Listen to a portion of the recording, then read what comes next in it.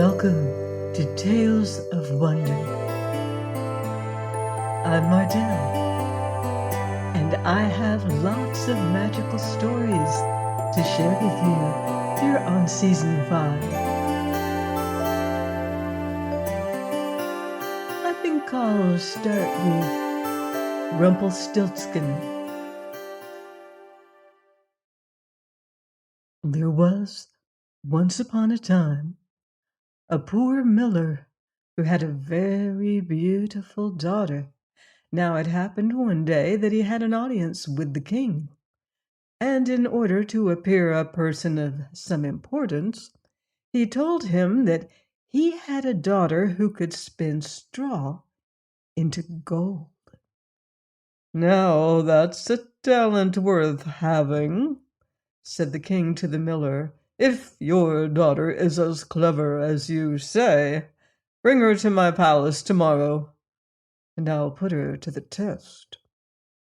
When the girl was brought to him, he led her into a room full of straw, gave her a spinning wheel and a spindle, and said, "Now set to work, and spin all night till early dawn, and if by that time you haven't spun the straw into gold, you shall die."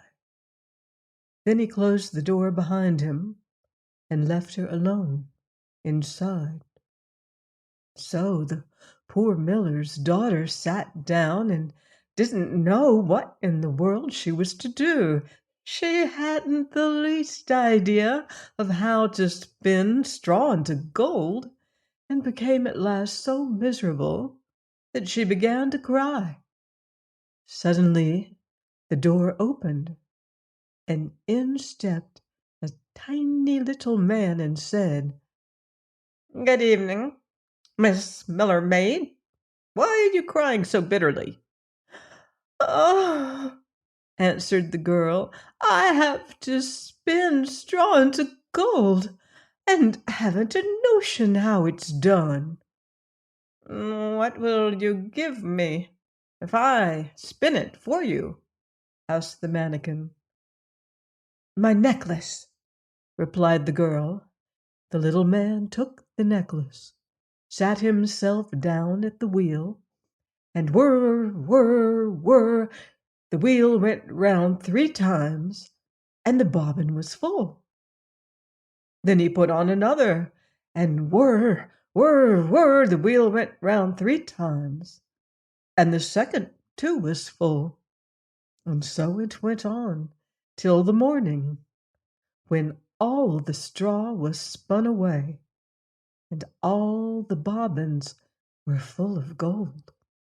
As soon as the sun rose, the king came, and when he perceived the gold, he was astonished and delighted. But his heart only lusted more than ever after the precious metal.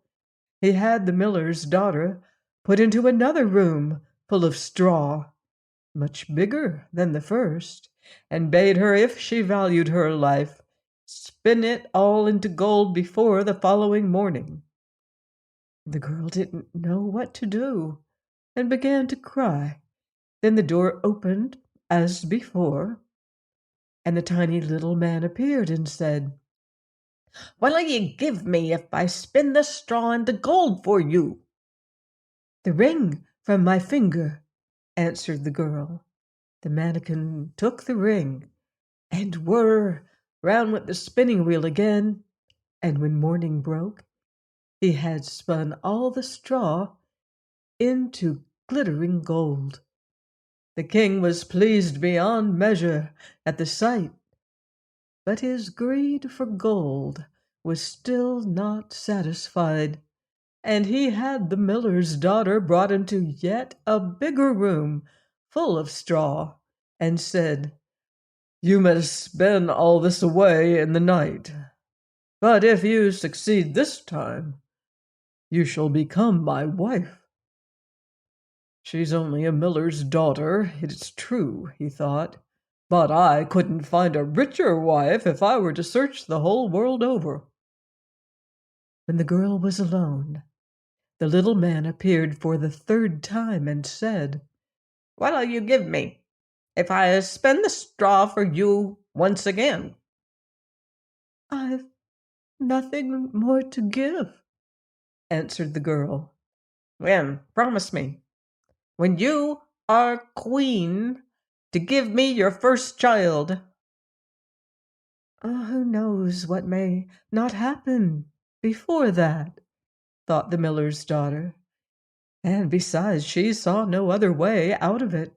So she promised the mannikin what he demanded. And he set to work once more and spun the straw into gold. When the king came in the morning and found everything as he had desired, he straightway made her his wife, and the miller's daughter became a queen. When a year had passed, a beautiful son was born to her, and she thought no more of the little man till all of a sudden one day he stepped into her room and said, "Now, give me what you promised." The queen was in a great state, and offered the little man all the riches in her kingdom if he would only leave her the child. But the mannikin said, "No, a living creature is dearer to me than all the treasures in the world." Then the queen began to cry and sob so bitterly that the little man was sorry for her and said, "Mm, I'll give you 3 days to guess my name, and if you find it out in that time, you may keep your child." Then the queen pondered the whole night over all the names she had ever heard, and sent a messenger to scour the land and to pick up far and near any names he could come across. When the little man arrived on the following day, she began with Caspar, Melchior, Belshazzar, and all the other names she knew in a string.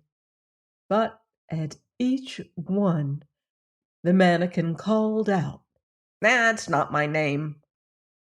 The next day she sent to inquire the names of all the people in the neighborhood, and had a long list of the most uncommon and extraordinary for the little man when he made his appearance.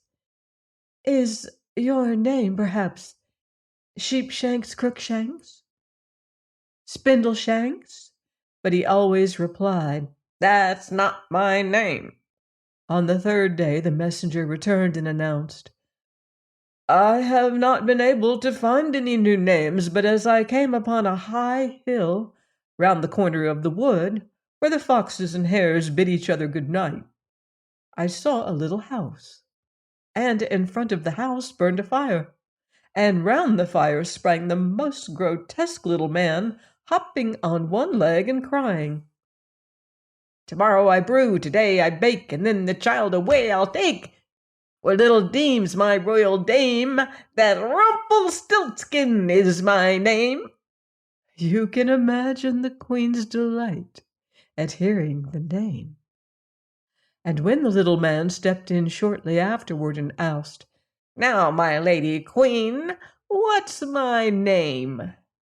she asked first, "Is your name Conrad? "No." Is your name Harry? "No." Is your name perhaps "Rumpelstiltskin? Some demon has told you that! Some demon has told you that!" screamed the little man, and in his rage drove his right foot so far into the ground that it sank in up to his waist. Then, in a passion, he seized the left foot with both hands and tore himself in two. Join me next time for another enchanting story here on Tales of Wonder.